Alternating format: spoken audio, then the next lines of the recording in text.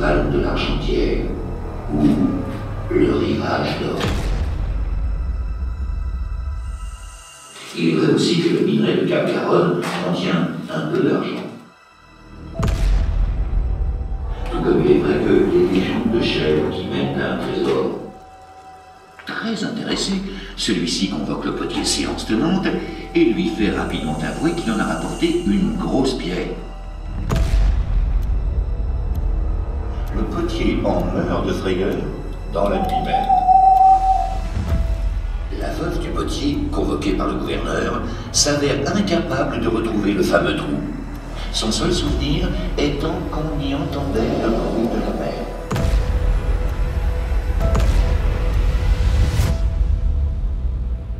Bonjour, je m'appelle Bastien, je suis guide médiateur au musée de la mine de Cap-Garonne au Pradé.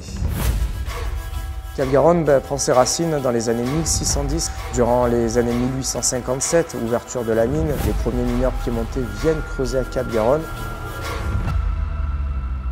Nous voilà aujourd'hui dans les anciennes galeries à visiter, à déambuler sur quasiment 1 hectare de mine et de galeries pour tout simplement montrer au public l'histoire du mineur pendant les 60 années d'exploitation.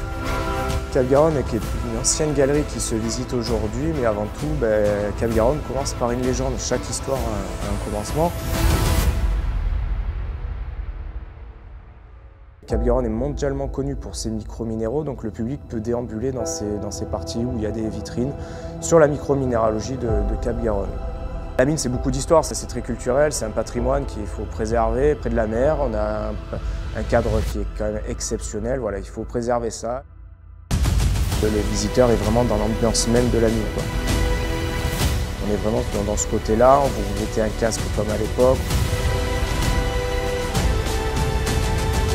L'avantage de Cap-Garonne, c'est de faire visiter les vraies galeries, quoi. Vous êtes vraiment dans l'endroit où les mineurs ont travaillé les premiers en 1857. Donc au final, vous visitez vraiment ce que les mineurs ont créé. On n'est pas une reconstitution, c'est vraiment là où il faut mettre l'accent sur ce point-là, c'est les vraies galeries de Cap-Garonne.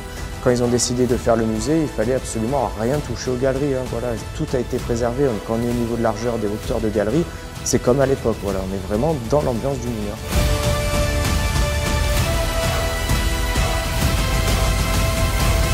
L'équipe du musée a mis en place une partie sur les expositions temporaires. Cette année, on est sur la paléontologie de Provence.